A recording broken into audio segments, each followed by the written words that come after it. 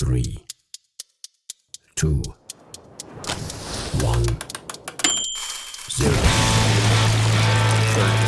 Second thing that happened before I start. So we're doing that now, and then we'll get him with a what up? Welcome to Dynamite Rocketship. I'm your host, Toby McMullen. Please subscribe to the YouTube channel, youtube.com/@Toby McMullen. Subscribe on all the audio platforms, Spotify, Apple Podcasts, all that shit. We're on all of them. And check out the Patreon for bonus content and to support the show. I have an incredible guest with me today. I'm very stoked. He has two great programs you definitely got to check out over there on the Gas Digital Network. First up, you got Zac Amico's Morning Zoo, great program, and Zac Amico's Midnight Spook Show, a show that I've been on a couple times where you watch horror movies and goof around, and Zac provides you full of all types of fun facts about how they make all the goo and the gunk and all the gross effects and stuff. He's a great stand-up comedian. You can find his tour dates at punchup.live/Zac Amico. You got it. Bam, nailed it, killed it. Please welcome to the program, Mr. Zac Amico. Thank you for having me, brother. Dude, thanks for coming in, man. It's My great. pleasure. It's great. Are you legally allowed to have me in this space? Or is this like when a guy in Harlem has a tiger? Like, I feel like I'm not zoned for this building. Oh, yeah, man. I had to make sure that the super wasn't around. Yeah. It's you know, we're at attention, I would say. We're on the ready for any emergency situations we might run into. Okay. But we are across the street from a slaughterhouse, so I feel like you're right at home. I was going to say, yeah, we were across the street from the live poultry store. Yeah, and you can get them live, or they'll chop their heads right off for you. Oh, that's great. That's convenient. Yeah, you know, and that's New York City living. You know, you go, do I need a live chicken? Do I need a whole chicken? The city provides you with whatever you need. When we used to take the bus into the city from Jersey, there would be the regular NJ Transit bus. Yeah. But for $1 cheaper, there would be a small bus following it that only stopped at soccer fields to pick up migrants. And we called it the Guati bus, the Guatemalan bus. Yes. It was like for $1 cheaper, that ride takes another hour, and there is a chicken with you. But you save $1 each way. And that's the type of deal that America's losing and that we need to go back to. You know, it's soccer field to soccer. It's like meeting spots. We need dollar stack wraps and $1 chicken buses. Yeah, if you need a bunch of dudes in Timberlands and dusty hats and fucking t-shirts from a team that did not win the Super Bowl that year, fucking just piling onto a bus, it was the best. Hell yeah! What part of New Jersey you grew up in? Secaucus. Where's that? Hudson County, right next to like North Bergen. Okay. Right in the shadow of like Meadowlands Arena. Okay, great, cool. I've been over there. I know where that is. You grew up there your whole life, and then you moved in the city. Did you move here to go to school? Yes, I moved. I moved to Manhattan when I was 17 to go to NYU. Nice. What'd you go to NYU for? Film and TV production. Which is the most shocking of. You have like many shocking aspects of your existence that I find fun and excellent. But when you said that, you said that last time we hung out, you're like, oh, I went to NYU. It blew my fucking mind, dude. Because you're like a modern day. If you had been born in 1920, you would have worked in the circus. Yes, people would have paid to meet me. Yeah, and to like, I don't know, hit you in the nuts with hammers and stuff. Yeah. No, I've always tested well. What? It was basically had I been smarter, I probably could have just moved to the city and started working. Yeah. And like, I learned more interning at film companies than I did making stuff. Like, I should have just taken a year of a really intensive thing. Yes. And learn, because I have no technical skills. First of all, I had to learn how to edit with a fucking razor blade. Oh, yeah. They have you shooting like 16 and stuff like that, and right? I was the last class that did it. So it's useless. It's a useless skill. Yeah, that is like learning Photoshop by scrapbooking. Yes. And then I learned Avid and shit, but I didn't keep up with it. Right. I think I haven't used Final Cut in like 10 years. Yeah, I believe it. So I just have I wish I had the technical skills to make all my own shit. What were your student movies like? Weird horror movies. Yeah, that was I guess. Yeah, like weirdo horror stuff. I made a movie my junior year called Frankenslut. Well, at first it was Schizoid Sluts from Outer Space. Great title. That was my short. Then I made a half-an-hour movie called Frankensluts, Schizoid Sluts 2. The Sundance piece to submit to the festival circuit. And then my senior year, I did a class just called Experimental Film. And it was taught by this guy, Amos Poe. Okay. He's actually a very famous experimental filmmaker, kind of like in the punk scene, like no-wave kind of movies. And I went on the first day and I was like, I want to make an hour-long movie. And he was like, the budget's $1,000. And I went, yes. And he goes, if you make an hour-long movie, I don't care if I see you again. If there's an hour-long movie on my desk. Okay. And I was like, deal. Great. And yeah, I made a shitty slasher. Great. Called Mickey Maniac. Another great title. And it was about an animator who gets fired and comes back and kills everybody at the office. He's painting with blood now. Yeah. And super, super dumb. And yeah, super fun though. Yeah. And then that's what hooked me up with Troma. I sent them DVDs. No way. That was going to be my next question. So if Zach has worked heavily with Troma films. Most of the work I do is heavily. Yeah. Yeah. Yeah. You did before the show. I was like, how tall are you? You're like 5'10", but I read big. Yeah. If you don't know Troma, it's they make like really gnarly kind of but like campy horror films like Toxic Avenger, Poultrygeist. They're super in their own lane, and you fit right into that world so perfectly. Yeah, I started with them right when I got out of college. So 2009, 2010. That's so sick. Because I imagine, because if you've never had a friend who went to film school or seen any of the kind, it's a lot of like movies of people like sticking light bulbs in their ass, or like it's just like long shots of a horse in a field and then monologues about how their dad never hugged them and shit. So I'd imagine you brought a bit of a different vibe to that environment. Yeah, I remember, I think it was my freshman year, a kid giving a speech about how he felt there was a difference between movies and film. I hate that. That's it's a total pet peeve of mine. You know someone's pretentious when they refer to movies as films. And he was like, so, you have your School of Rock. That's a movie.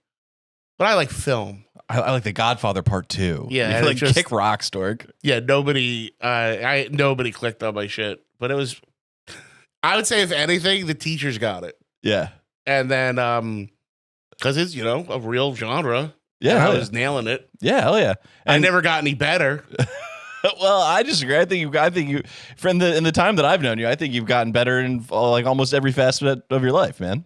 But yeah, so just, every once in a while now I'm at the point with Troma, like I worked for them on and off for years and years. I second AD'd 2 movies. Then I got promoted, I guess. But my title on Troma movies that I've worked on doesn't exist. It's associate director. That's not a real thing. It sounds good though. But that's some nice resume fluff. There's right only there. 2 people in history of Troma that have it. Yeah. And it's me and James Gunn. That's pretty sick. You're in good company there, dude. Because that meant I AD'd it. Yeah. But every once in a while, boss is busy. Boss got to go do something. Boss got to go home early. Daddy's directed. You're like the guy who's been working at the restaurant gig. He's the bartender. He's not really a manager, but he makes a schedule sometimes, Yeah, and then, or like... He does a little ordering. I'll run the rehearsals. Yeah. And my job on the last one... More tits! The one that I worked on... So they have a new one coming out called Power Positive Murder. Yeah. That's their version of Crime and Punishment. Okay. I'm just in that one. But the last one we did together was Shakespeare Shitstorm. Yeah, hell yeah. Which is Troma's version of The Tempest. And on that one, I'm literally hidden in shots, like behind furniture and shit, feeding people new lines in between takes. Like you're I almost had a smart reference. God damn it, I was so close. The Cyrano. Yes. So close. But more or less, they gave me enough rope where like we would do a take and I was like, do we have what's in the script? Like, yeah, and now I would be like, try it like this. Oh, fun. Okay, sick. Like very apatow. Yeah. Let's say like that's a lot of comedy shit. You just throw out. And then it became a thing of what. So Lloyd is our boss at Troma. He's in all the movies too. Yes. Lloyd Kaufman, excellent guy, and I love him very much. He's very, very much a father figure to me. Yeah. And there became a point where we went, if I whisper something to him, what won't he say? And we have some pretty great footage of him really going for it. And my favorite was, and it's in the movie. Yeah. He's supposed to get through a crowd of people, and the line in the script was just, "Excuse me." Yeah. So I wrote, "Hey, Lloyd, this next take, do me a favor. I want you to say, 'Beep, beep, old Jew coming through.'" And he did it, and it's in the movie. Meet people. It's fun. I had a similar thing at Skankfest in Vegas with Brian Six, where he just complained about anything.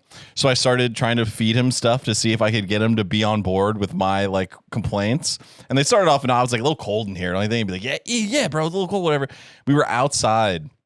There's just outside in Las Vegas, and I went, man, it's really loud out here, huh? And he goes, dude, I've been saying it all day, dude. It's fucking loud. It's loud as shit out here. They got to do something about this. I was like, what are you talking about, bro?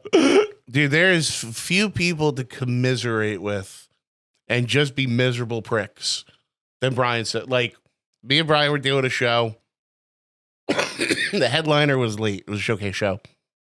So they asked me to close. Yeah. I do 25. The headliner shows up at 24 and still wants to go on. So now I just did a headlining set almost. Yeah. He goes on and he is cocky. And he is not doing great. And he decides he's going to wing the set.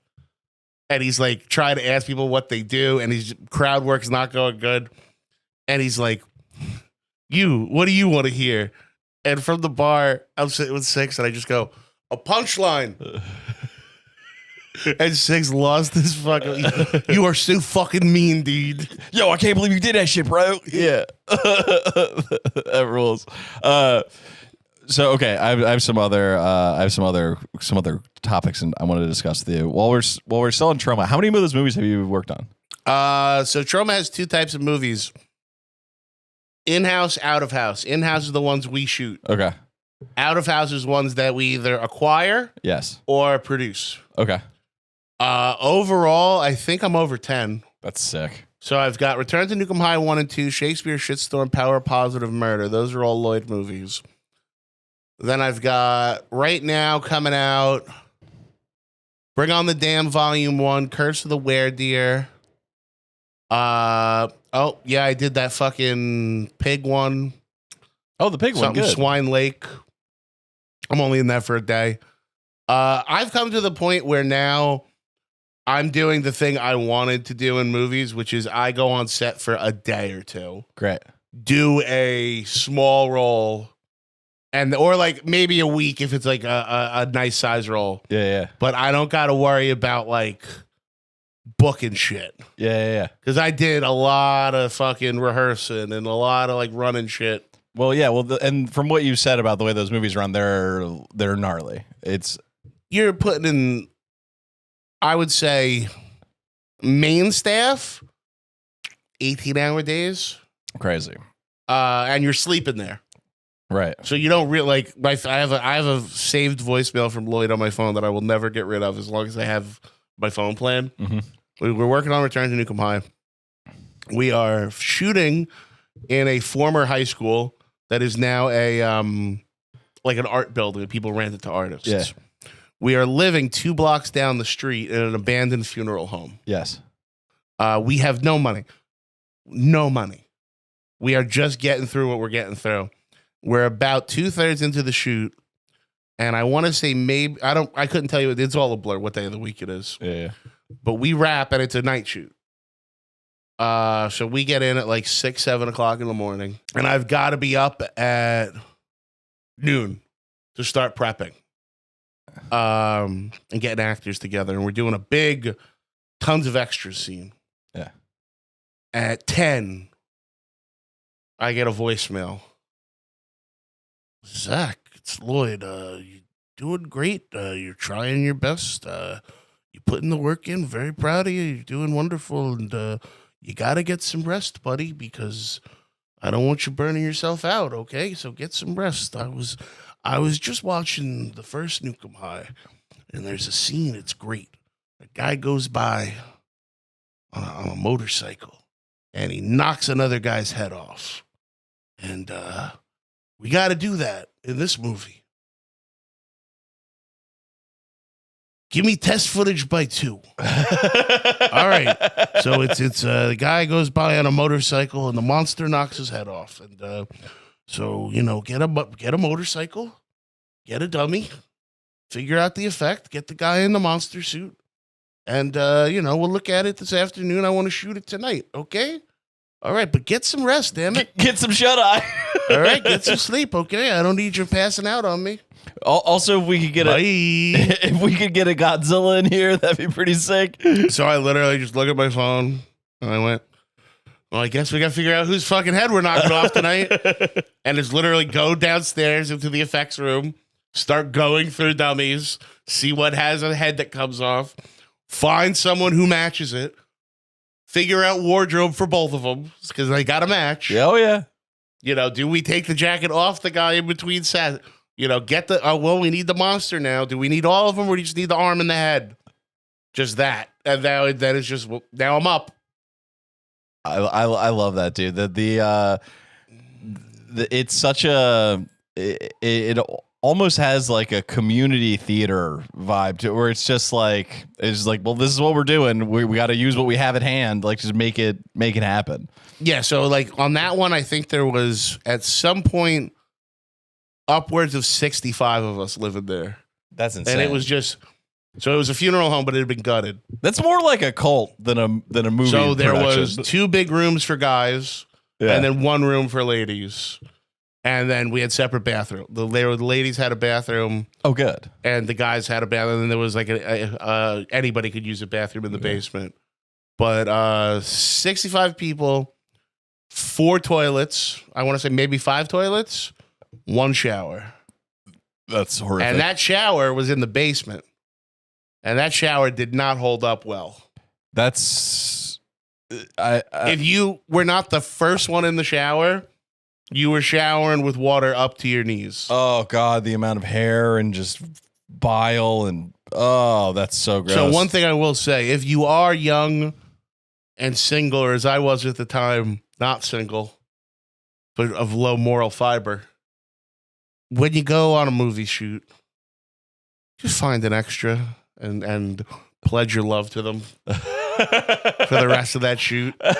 And you got a shower and a bed on your nights that you have the time.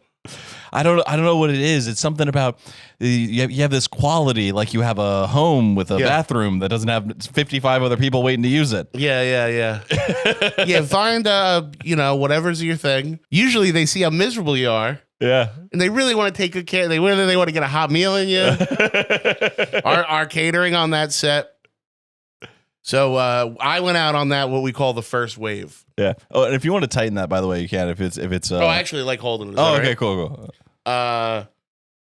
So it was me, one of my best friends, Justin Martell, who's producing it, and he had an assistant, Alex, who immediately got the name Party Boy.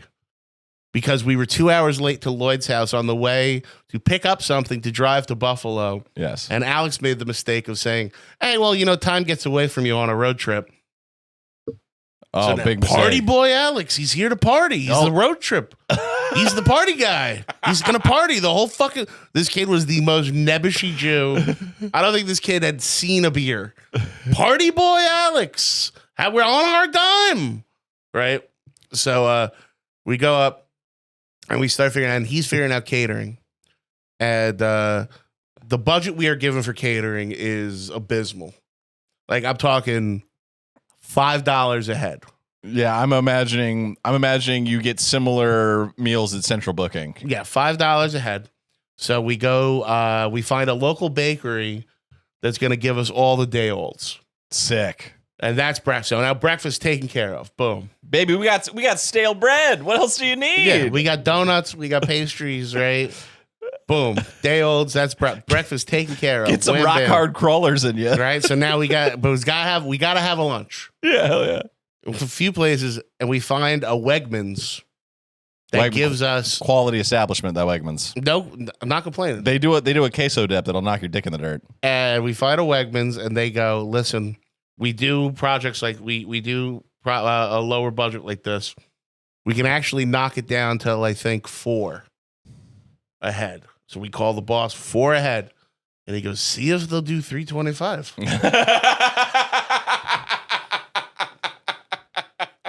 And I'll tell you what 325 gets you. Boiled chicken. Dude, no. Boiled chicken. You know what gets you the next day? Boiled chicken. Boiled chicken looks like frogs you would cut open in science class. And that was just, and then some rice and a salad. It's like, how is this wet and dry, dude? And excuse me, boiled chicken, spaghetti sauce, pasta. Oh, no, there you go. Now you're living. And that was, we were on that. That was the cycle. One day they had a big catering order go out, like cancel on them, and we got ribs. Oh. And we had to redo everybody's makeup after lunch, and I was furious. I had 40 people in full makeup eat ribs for lunch. Yeah, stop giving these guys Cheetos, man. They're getting dust on everything. Yeah. Yeah, I've been on some sets where the catering is gummy worms and a positive attitude. Yep. So it's the low budget filmmaking is a nightmare unlike any other, but very rewarding in the end. So the way I always explain it is if there is $1 to be spent, it should be on screen. Yeah. And if you have that money and you all really want to make the movie, you should be happy that money's on the screen and not in your tummy. You forgoing, quality meals really sets the tone on a set. Well, that's so the funny thing. So Lloyd, who's in his 80s now. Yeah. And this is established from the old books, but then I learned it in real life. Yeah. Trent Haga, who ran Citizen Toxie. Yeah. He AD'd that. In one of the books, he goes, Lloyd doesn't eat or sleep in front of people. Because that way, if everybody's tired and hungry, he goes, I'm an old man. I'm fine. What are you talking? What are you? What's wrong with you? I'm fine. I don't eat. I don't sleep. Yeah. But then what you do see is he's built a little different. He's a tiny little man. And he's like a camel. And they said in the one, I had a friend that worked with him on a thing, and they said, how does he not eat all day? And he's moving. He's going. He's 3 times the age of everybody on set. Yes. Doesn't eat, doesn't sit down. They go to a diner one night, midnight. Here he is, fucking 3 meals, bottle of coffee, bottle of wine. Just Just carbo loaded, dude. And one night, I am with one of the fine feminine actor persons, extras. We don't call them extras in Troma because nobody's extra. You're an actor person. So I'm with one of the actor persons. We're stopping at 7-Eleven. Now, I'm probably not supposed to be fraternizing with this person.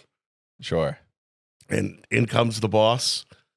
Fucking one arm full of candy and ice cream and chips, and the other hand full of meals and beer. And he goes, Zach. And I go, boss. And he looks and he goes, ooh. And I go, ooh. And I put it on his food.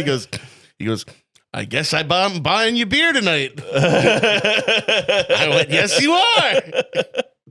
That guy seems like such a character. Like he's what a storied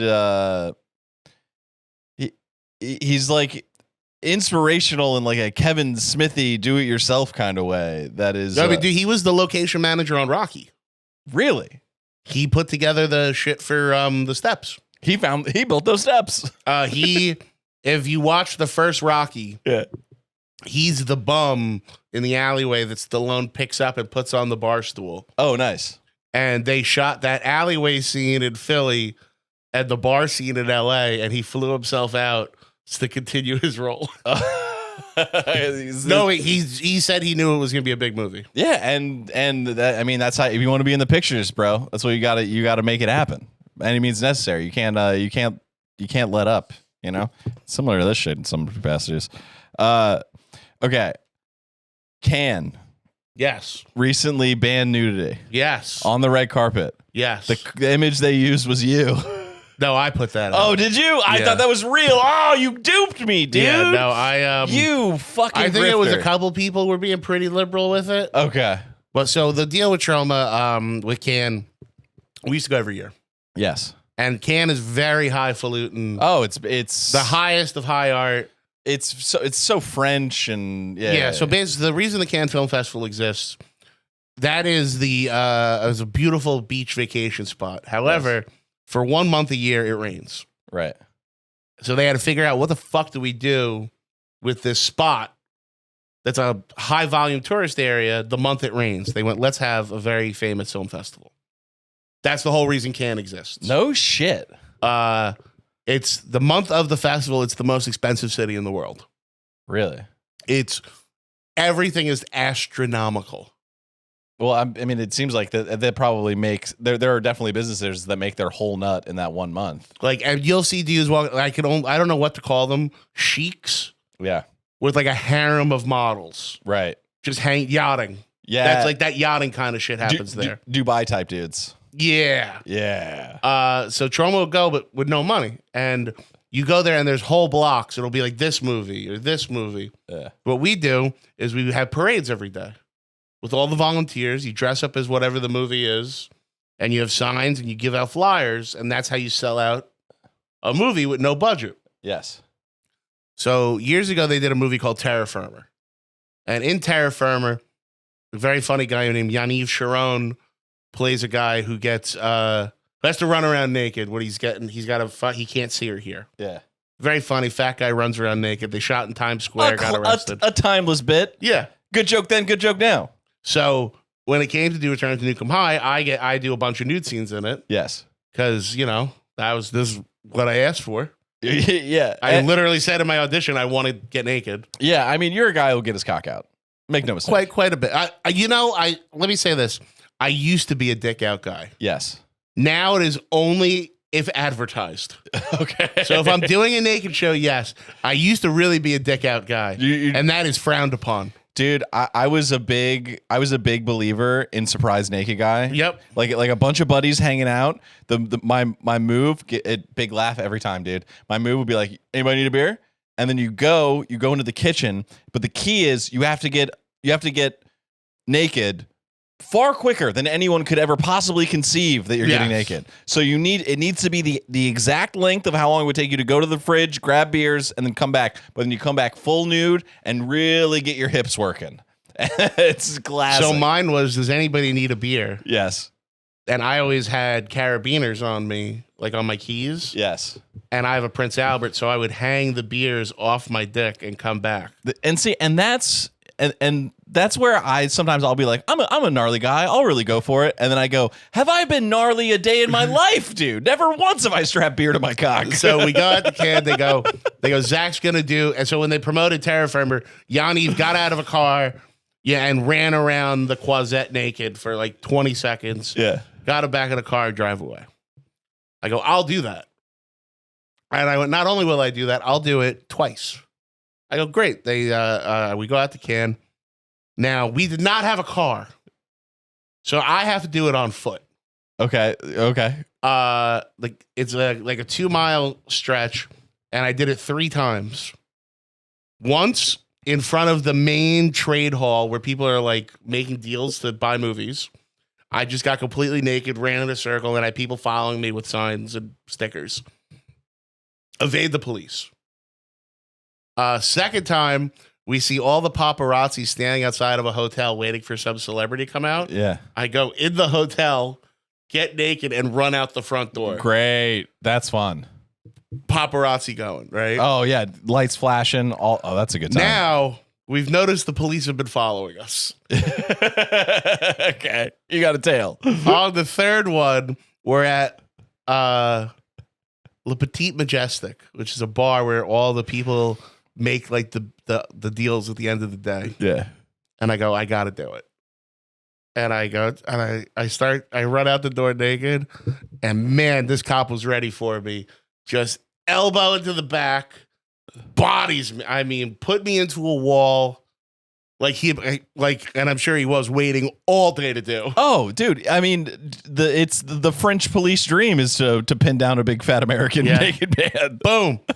Pulls my pants up and goes, "This is forbidden. Go home." That was it. Well, that was it. They're of culture. And then we were filming for a documentary, and I was convinced we didn't have enough good footage. and I was with my hero, Doug Sackman, who was a Philly guy. Okay. And he was Troma's head of production. He came back to work with us. And Doug had a lot of antics in France. Doug was very famous for going bananas for all these things. So I went, what would Doug do? I was like, Doug would get in a fight.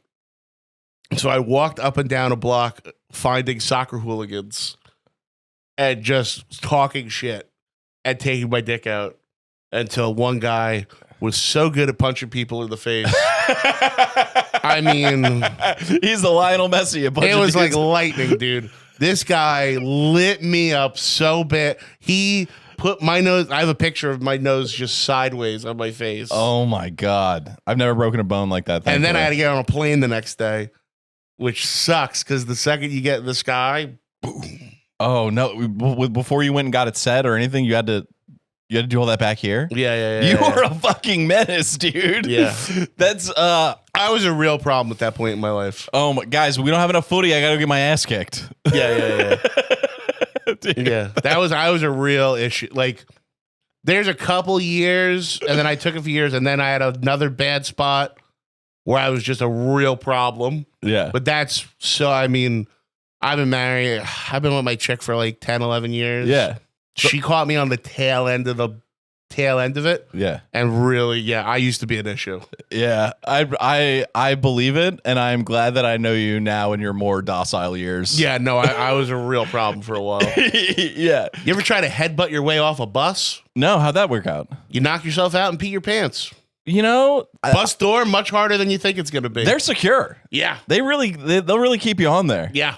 Man, I've never pissed myself while unconscious. I've knocked myself out a bunch of times. I knocked myself out and pissed my pants on that one.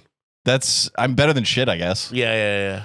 Why were you just hammered? Oh yeah. Well, it was my friend's bus. Oh, okay. And they locked me on it because they couldn't get me off it. And then I woke up and had to pee, but I was blackout. Oh, okay. And I tried to headbutt the door and I knocked myself out and pissed. I was picturing city bus. No, prison bus. Okay, it was better that it was your friend's bus, and now it's worse that it's a prison bus.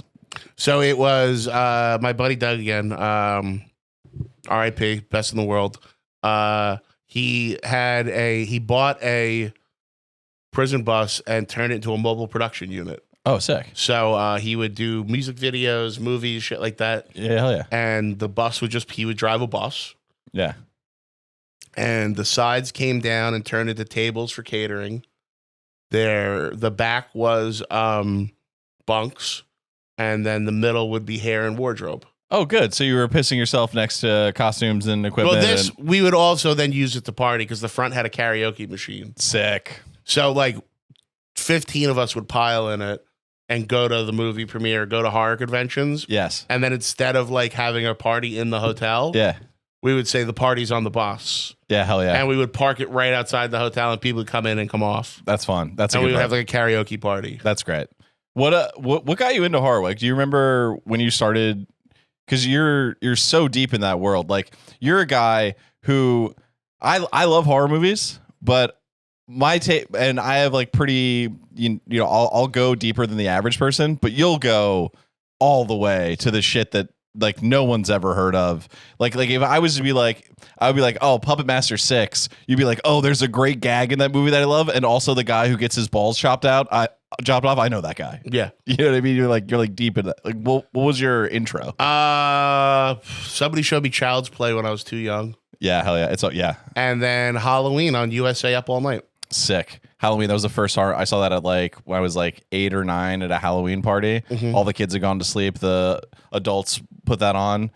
It ruined me. It scared the shit out of me, and I loved it. It's still my favorite horror movie. Again, loved it. And then I went through a phase where I would see a movie, and then my dad would try and ruin me.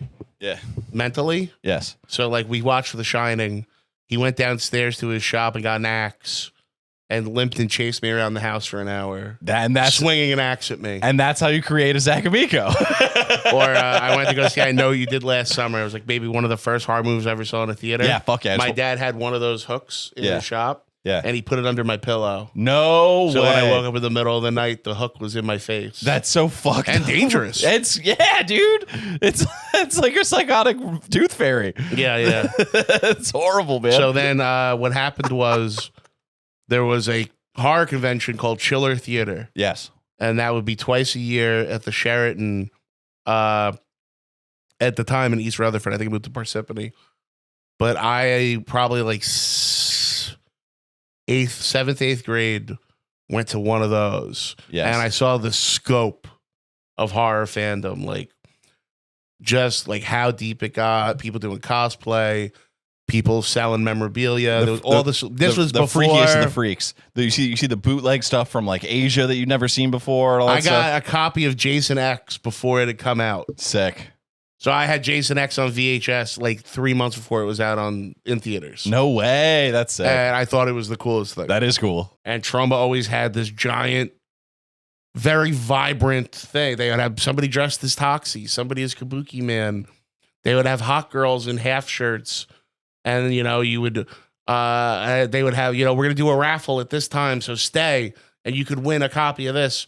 And me and my buddy won a copy of Toxic Avenger 4 before it had come out. Sick. It was like it literally says like for screening purposes only. And that was it. That rules. All I wanted was to work for them ever since then. That's so sick that you were able to achieve that. Like I've been lucky enough to be in similar situations where it's like someone I super respect and have admired for a long time, and then being in the same room with them is such a unique and cool thing that you've achieved for yourself. It's fucking cool. I always just say I'm not talented and I'm not intelligent. I just show up. Yeah. It's a matter of will you be there on time and will you put in the work? Yeah, well, and you have that attitude, especially at like Skankfest, where I've seen you just like in a green room in like wrestling leggings, like covered in blood and sweat. And I'm like, "How you doing, Zach?" Like, "Good, I got another spot in 10 minutes." Yep. Yeah, it's just show up, be there. And that's what I always say. It's that whole perspiration preparation thing. Yeah, hell yeah, dude. Just fucking be there. Be the guy that shows up. Be the guy who's in a good mood. Yes, dude. Just having a good vibe is so important. If you're working with someone and they have a shitty attitude, it gets. Be the guy that says good morning at 7 a.m. Not. Yeah, I've lost that living in New York. I don't say hi to people. I don't say good morning. I'm like be friendlier. Be the type of person you want to see in the world. As opposed, I'm just walking around being a cranky cunt all the time. Yeah, the horror convention thing is so. Conventions in general are bizarre to me. Like you always see videos and photos. You're like, oh, this seems so cool. All these like-minded people, but then you go, and for me, it feels like you're just at a weird flea market. Yeah, there's not a lot of activities. It's mostly just kind of like shopping and looking at people. It's mostly shopping, and it's a shocking amount of people who are handicapped. Yes, and I don't mean like mental. I mean like walkers, canes, mobility devices. Well, you'd imagine it's people who like to escape. Yeah, so it's a shock. It takes a while to get used to that. Yes, but then you meet celebrities. Then my favorite, what I always tell people, if you're conventions, they're stinky and full of cripples. Yeah, if you're gonna go to any convention with celebrities, and I don't mean Comic-Con or like one of these big ones. Yeah, I mean if it's in the hotel and the celebrities are staying in the hotel. Yeah. The thing to do, go hit the bar. Yes. Around midnight ski. Yeah. And see who is partying. Because that's when you're meeting celebrities. That's when you meet the people that want to meet fans, or you see who's a fucking animal. Yes, dude. And a lot of I know Monster Mania did it for a while. They would do karaoke at midnight. Yeah.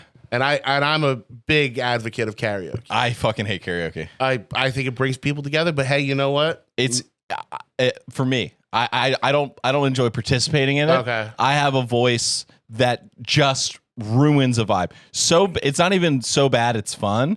It's just horrible. And seeing like the looks on people's faces who are having fun just turn to like, what? Like, no, dude. Like, they turn the lights on, they close the bar. It's horrible. I fucking kill of a karaoke vibe, dude. But yeah, those are the best. One year, and I've said this a bunch on shows, it was the voice of the Crypt Keeper hosting karaoke.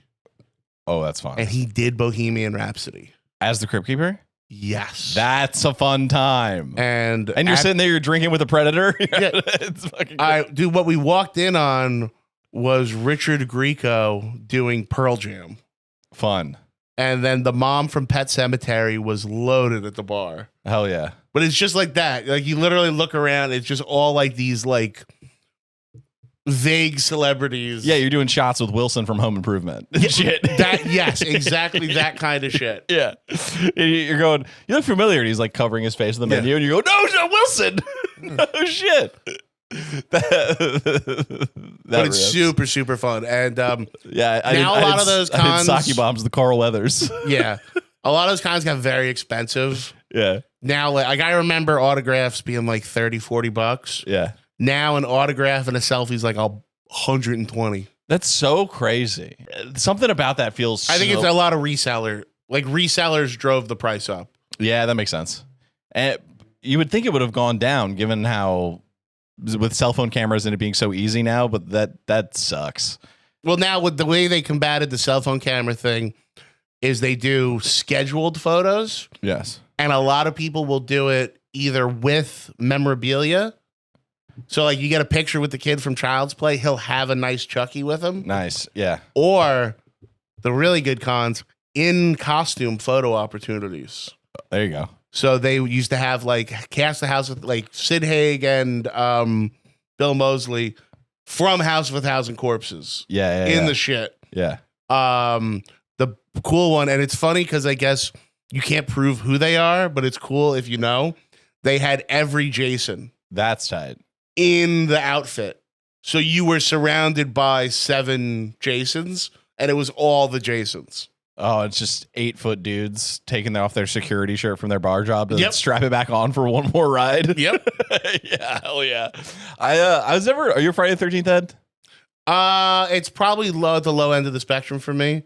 For me, I'm Child's Play, Nightmare on Elm Street, Texas Chainsaw. Dude, give me your top 5 horror movies. Oh, it's gonna be impossible, but this list is in no order whatsoever. Devil's Rejects, Dead Alive. The rest are gonna change every few months. Head of the Family. I don't know that one. That's a full moon movie. Texas Chainsaw 2. Interesting choice. Okay. I mean, it's a comedy. Yeah. But I'll count it. And I mean, part of me wants to say Wild Zero, but I don't know if I want to put another comedy on. 5th, let me get back to you. Okay.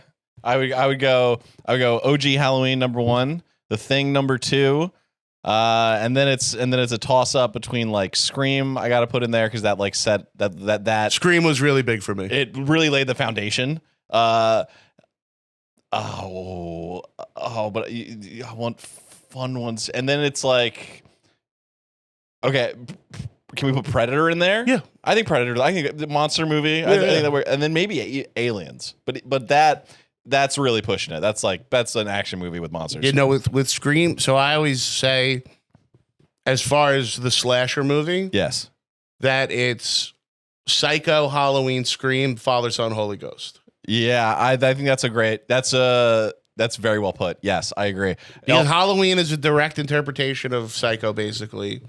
And then Scream took the rules of those movies and redid them and like reinvigorated the genre, making it so that there would be a new Psycho and a new Halloween, which is wild. And like educated a new audience to everything in a way that was like so brilliant. But now when you go back and watch Scream, there are moments that are outlandishly cartoonish. Yeah. Where they're like sneaking through the woods in broad daylight and the ghost face get up and you're like, what are we doing, dude? There's like cartoony sound effects and shit. The retconning of the Scream movies is frustrating. Especially when you're supposed to believe 3. I don't count 3. 3 is not good, but where 3 blows my mind is that they made a movie about Harvey Weinstein that Harvey Weinstein paid for. Well, the crazy, so 3, they dumped the script like 2 weeks before shooting because it got leaked online. It was supposed to be the big twist was going to be she was the killer or whatever. No, also Columbine. Oh shit! Yeah, so you're thinking of 2, I think. Well, 2 also they had Jerry O'Connell was supposed to be the killer in 2. Yes, and they had to throw that out and make it Mickey. but Timothy Oliphant. Excuse me. But 3, Columbine happened. They were supposed to go back to Woodsboro. Yes. And they had signed Stu. What's his, Matthew Lillard. One of the greatest of all that time. he was going to still be alive in jail. And they just didn't say it until. Right. And they're like, oh, we didn't want to talk about it.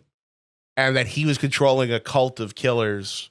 But after Columbine, they said, you can't have a movie with high school kids getting killed. That makes sense. So that's why it moved to the Hollywood set. I think 3 kind of stinks.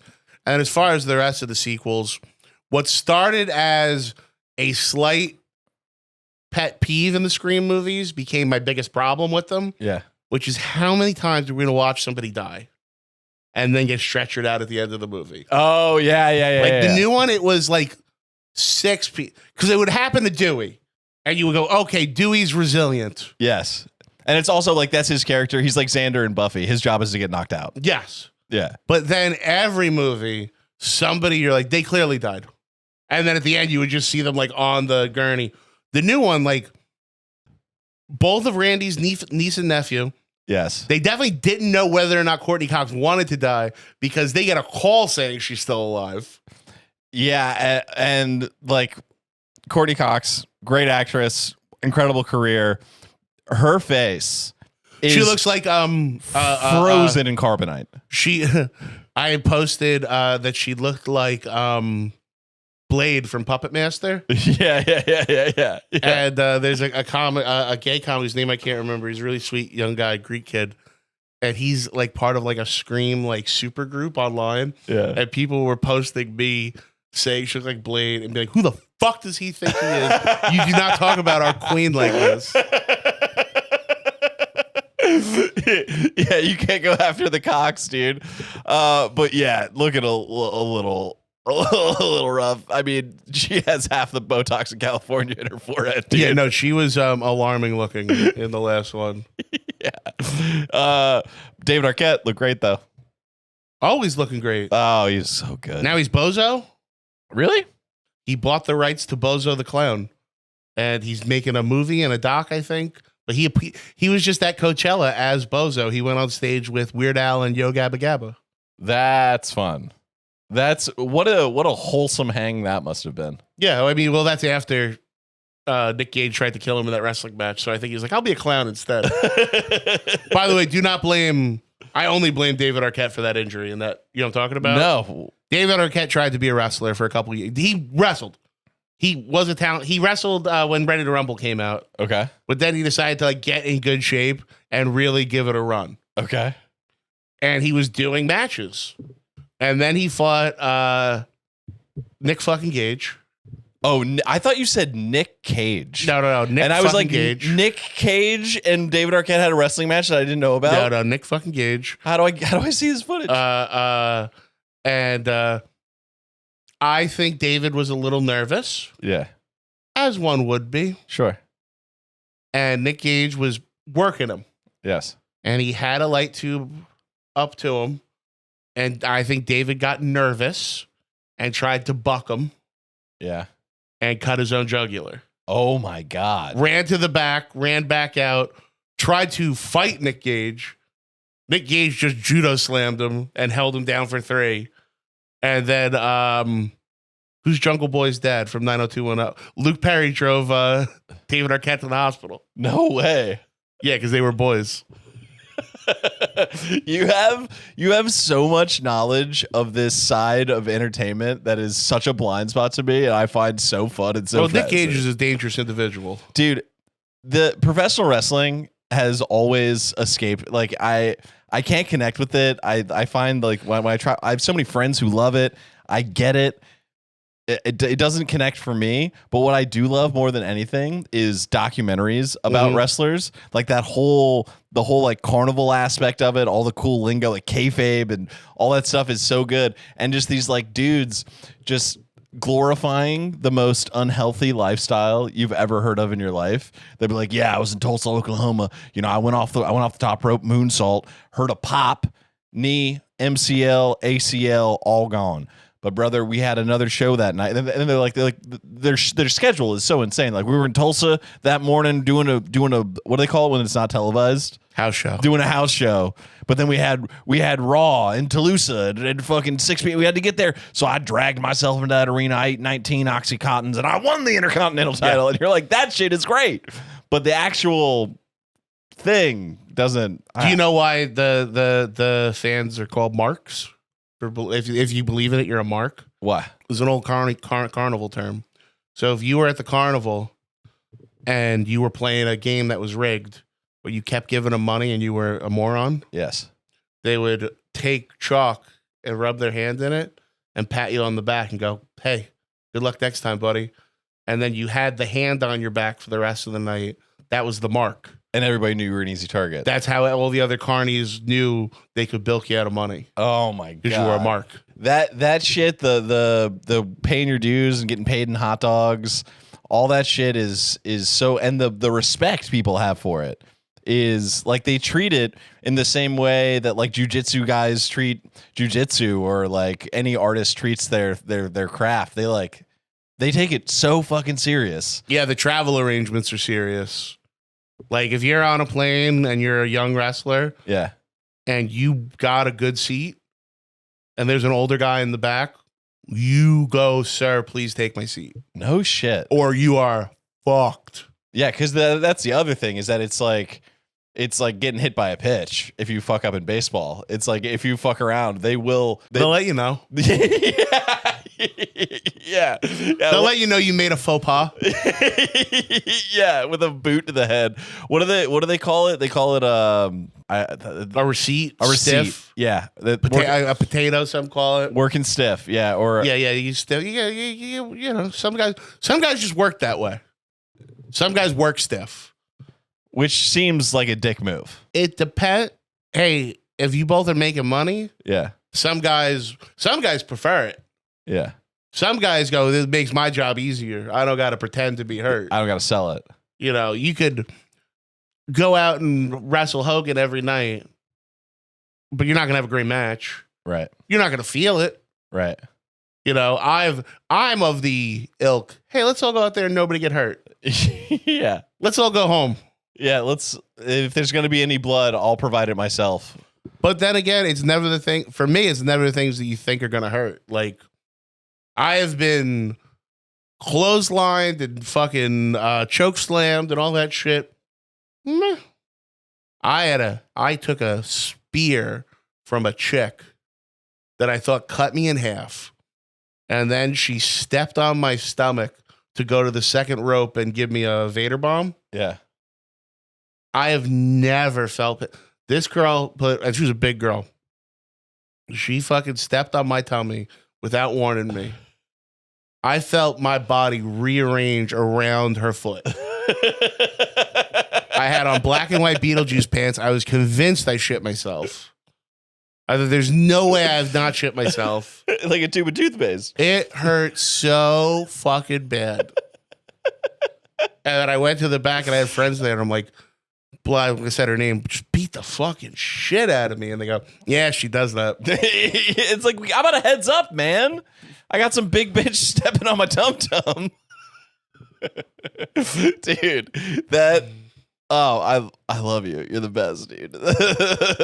Yeah, because you're also not afraid of the I don't know the wrestling term, but when you have the razor blade and you poke your Yeah. Some would call it gigging. Gigging, okay. Blading. Yes. I'd call it a huge fucking bummer. I've done it a few times. You know, you learn to do it. Yeah. In a safe, healthy way that heals. Yeah. I did not know what I was doing when I used to do it on stage at like Skankfest stuff. Yeah. I was ushered in appropriately, and then I learned what I was doing. Yeah. Which was much safer. Yeah. The fact that there would be any sort of technique or research done into that other than just poke yourself a bunch is like. Well, what happened, I was making the mistake where I was dragging it. Oh, no. Yeah. Poke. I didn't know that at the time. Sure. Now, sure. Am I much more educated in the field? Yes.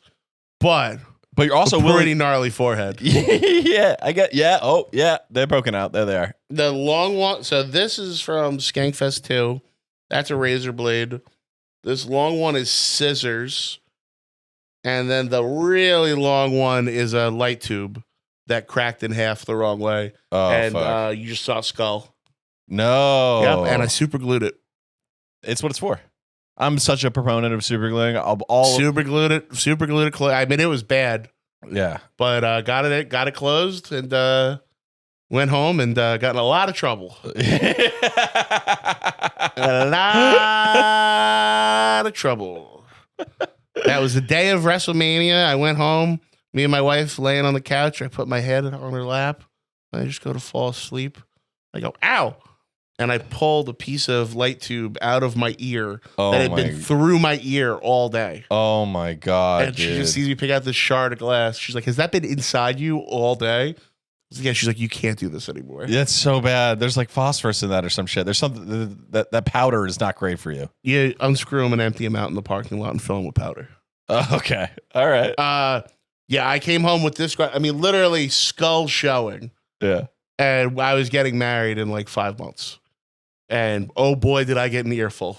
Yeah, of glass. And also some ball busted.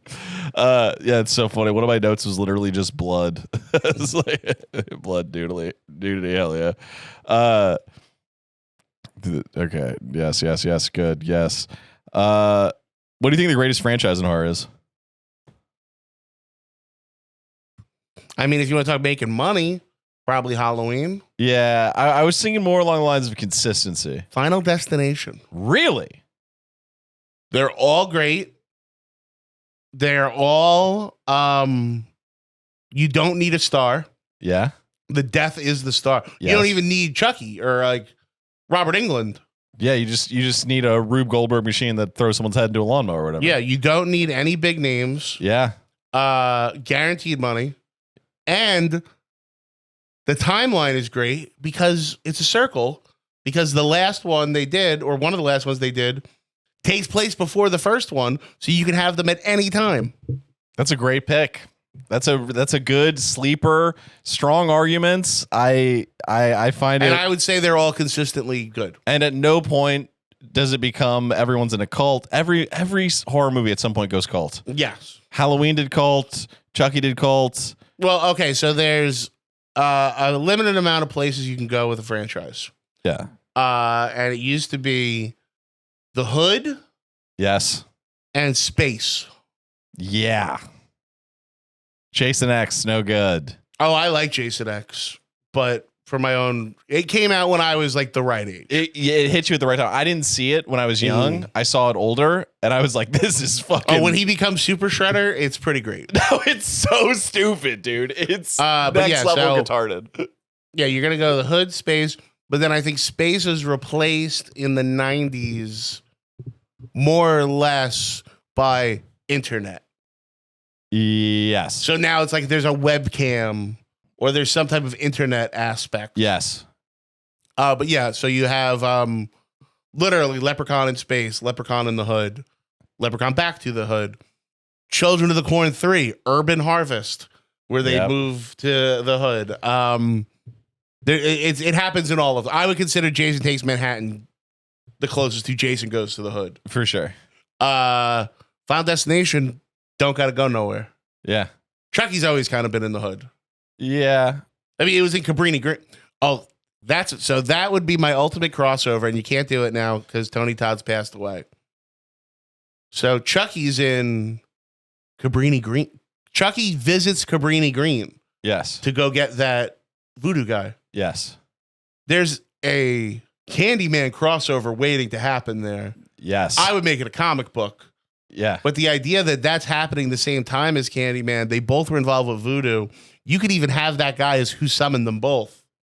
And then they start working together, but then Chucky fucks him over. Yeah. He tries to steal his power. Yeah. You're right. That's right. I think it would be a very good comic. My favorite, most like a on paper crossover that shouldn't work. It only worked, I think, because it was a comic. Batman versus Predator. Excellent. is unreal. It's so fun. We just did Batman Dead End on Spook Show, which is a fan film that's Batman Alien Predator. I've seen the trailer. Whatever the short. Did. That it's like 10 minutes long. It's awesome. Yeah, it's really, really good. And that's one of my favorite Jokers. Really good Joker in that. Andrew Koenig, who was Boner on Growing Pains. Oh, fun fact. Man, you know the names of every person who was on a mid-level basic cable show from like 1995 to like 2008. Yeah, well, it's a lot of crossover with horror. Yeah. Well, the horror is like the working person genre in entertainment. It's the most return for the least amount of money. Yes. So if you're a beginning filmmaker, you want to go horror because you get your foot in the door, you make it for not a lot of money. Yes. And then more people will see a horror movie they know nothing about because they just want to go see a horror movie. Yes. Then I'm gonna go see a comedy I've heard of no one, I've never seen the trailer. It's why the explosion of the PG-13 horror movie about a nun who's possessed or some sort of ghost entity is so bankable and makes me so insane. I think that if you're going to make him a horror movie, PG-13 is the stupidest thing you could ever do, except for Drag Me to Hell. It's the only one that's good. It's excellent. It's top tier, legitimately scary, cool, but it's the only one. Now, question, do you subscribe to the theory that movie has a second meaning? I don't know this theory. The theory is that's a movie about bulimia. Interesting. So, hear me out. Okay. All the pictures of her as a little girl. Yes. Little fatty, fat. Okay. She won literally like Miss Prize Pig or something. Right. Everything in the movie has to do with things coming in or out of her mouth. Interesting. She either swallows or pukes. Everything's swallowing and puking. Yeah. Okay. When the curse is really bad, what is she doing?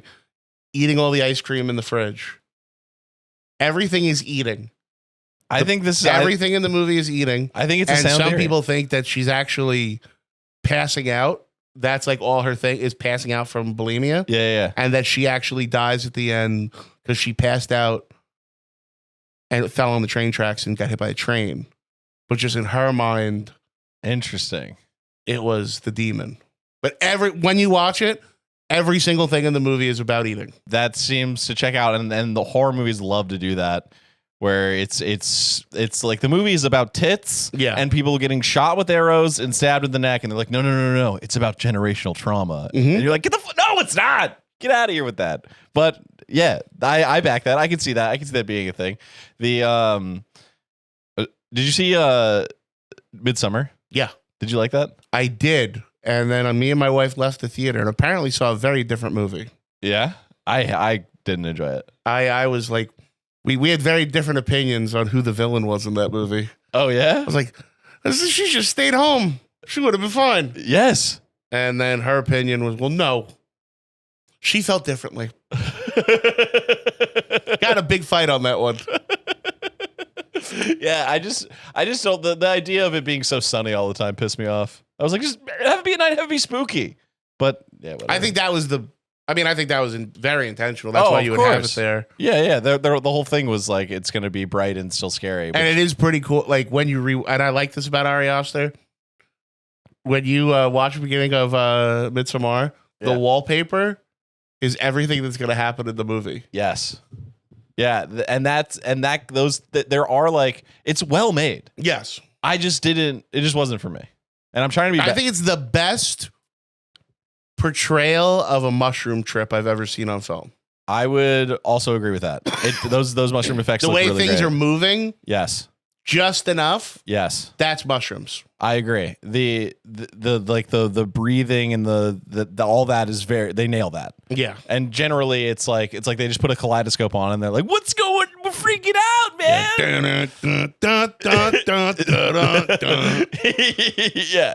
Yeah. No, this is like it really.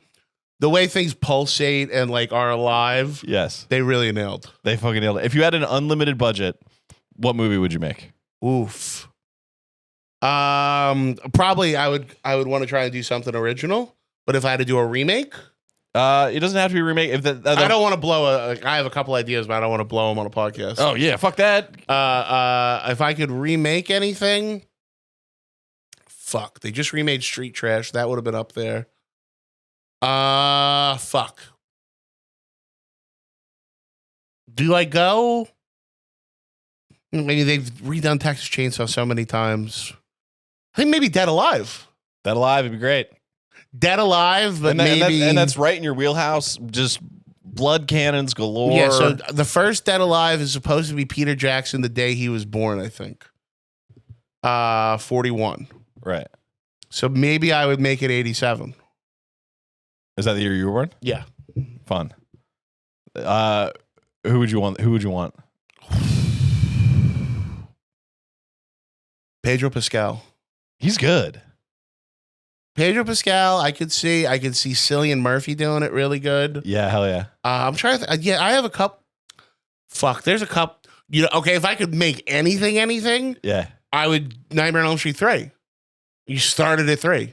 Started at Dream Warriors. Where that is one of the coolest in terms of like people taking a pre-existing IP and then putting their own spin on it. Having people be superheroes in their fucking lucid dreams to fight him is the coolest. Yeah, concept. I think it's such a perfect sequel.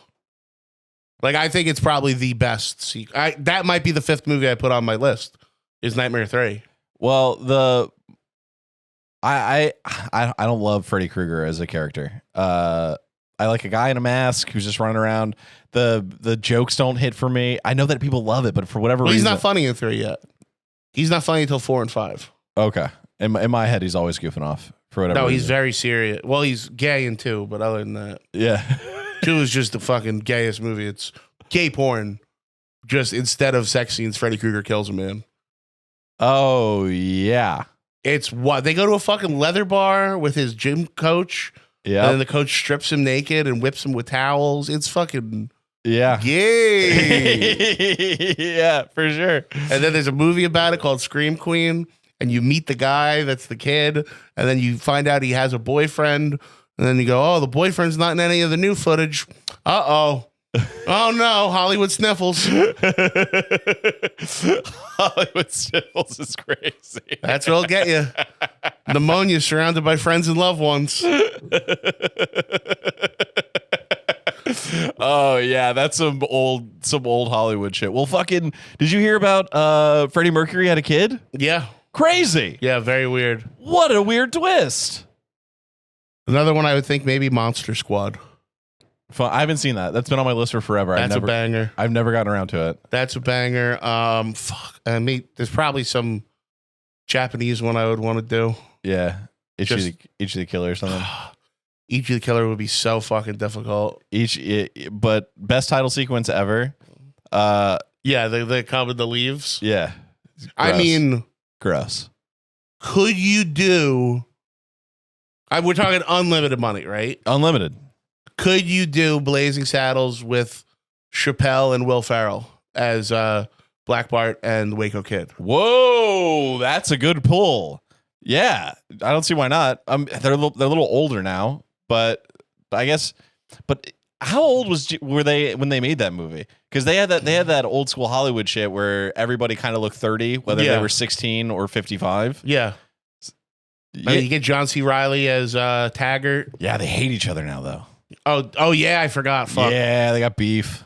Yeah, I feel like that would be so fun. That'd be a good time. And that would be the most fun casting. It kind of nailed it. John Cena's Mongo. Yeah, that's good shit. Oh, yeah. All right. We could even do Roman Reigns or somebody, but I mean, I think John Cena is a generational talent in film. Yeah. Really? Almost has no misses. Well, in film. Well, I mean, he's got some. I just feel like he is very consistent. He does his thing well. He's better than The Rock, for sure. He's funnier than Batista. Batista's probably a better actor. Yeah, shockingly good. And he nails Cabin in the Woods. He was fucking great, or whatever it was called. A knock A at your Knock door. at the Cabin Door or whatever. Yeah, Excuse me. yeah. Cabin in the Woods was the other movie. Oh, that's a very good movie though. That movie rules. But yeah, Batista's very good, but John Cena just. I mean, I'm a real sucker for Peacemaker. Are you rooting for wrestlers to win when they make the switch? Are you like No? Okay. Not everybody should do it. Yeah. Some guys try it. It stinks. Have you watched the WWE film stuff? Oh yeah. Oh yeah. So the Chaperone with Triple H is a fucking atrocity. Yeah. Knucklehead with the Big Show. Where Big Show's just retarded. What a stupid question of me. I should have been like, "What's your favorite?" Yeah. Not have you seen. Actually, me and Fega are gonna do a. I don't know if we've announced it. We're planning on. We want to do a limited series on gas. Yeah. So on Netflix, there was the Big Show show, Yes. which was Big Show's sitcom where he retires from wrestling and is a family man. No way they made that. It is very, very big. It's a straight up 3-camera sitcom where his wife calls him Big Show. No shot. Let's go. So me and Chris are going to Broadcasted do a watch along to tens exclusive on gas called Chris and Zach's Big Show. Fun. Where it's our big show where we watch the Big Show. That's a good time. That's the stupidest. And the best appearance by wrestlers in a movie, other than if we're going badass, Yeah. which is, of course, Terry Funk in Roadhouse, Yes. I will say MacGruber. It's been a long time since I've seen MacGruber. MacGruber he puts together a task force and it's all wrestlers and it's so funny. Oh, that's great. That seems like a movie that they had so much fun making. I mean, that's like R-rated comedy, like you hope you can make. You're just gonna blow shit up. Yeah, it's so fucking funny. That rips. All right, last thing. Do you have any irrational fears? Bit of a hard left turn we're taking here. Yeah. I mean, I have the ones I think everybody heights, hate water. I hate it, dude. Hate being. I hate my feet not touching the bottom of the pool. It's the scariest. It scares me to a level that I find. I rode my bike past an aquarium the other night, and I was terrified because there were sharks in that building. Just the thought of their presence. Yeah, water, and then my big one is helicopters. Helicopters are very scary. Because how old are you? 35. I'm 37. We had Rotten.com. Yeah. And when I saw the Twilight Zone footage of that helicopter killing Vic Morrow and the 2 kids. Oh, I haven't seen that. I've seen it. And then check here. This is a fun one. So it's awful. The whole situation's awful. Basically, I don't know if you know what happened. No. They're making Twilight Zone movie. John Landis is directing it. Okay. It's supposed to be a Vietnam flashback. Vic Morrow, great actor. He's got 2 Vietnamese kids. He's sneaking them out of Nam. Yeah. They have explosions going off with helicopters going over. One explosion goes too high, hits a backdraft on the helicopter. It goes down and cuts all of them in half. No. The blades decapitate the kids and kill him. Oh, like a NutriBullet. So they go to find a bunch of shit's wrong with the set. Effects guys, explosion guys, not well. The kids are not contracted correctly. Shouldn't have even been there. Oh my God. Not actors. None of the right paperwork done. John Landis went on trial for fucking murder, right? Yeah. That scene has always scared the fucking dick out of me. The helicopter's always scared. If there's a helicopter on a set, I'm terrified. I'm in a bad way. And then years later, Shudder does this thing. What was it called? Something it was like a Dark Side of the Ring, but different movies. Yeah. And there was one on that. So I'm watching one's like, The Exorcist, The Omen. There's a Twilight Zone movie one, and I'm watching it. And I may be pretty high. Sure. And I'm watching Must have it. been nighttime. And they cut to an interview with Lloyd Kaufman from Troma. And he's talking about safety on film set and how Troma promotes safety and we've never had an accident in 45 years. And here comes fat, stupid me walking across the shot. I was there that day. I didn't know he was doing the fucking interview. So I'm shitting. And then I'm in the movie. fucking fat me is walking around in the background having conversations, not knowing I'm in the documentary about my biggest fear. Dude, it's like the Simpsons bit where Homer's in the kitchen and he walks by the window. Yeah, it fucking scared the dick out of me. Incredible. By the way, if you ever really want to experiment with your mind, be in a movie, and 2 or 3 years after it's out, do a lot of mushrooms and watch that movie and see how fast you forget you're going to be in the movie.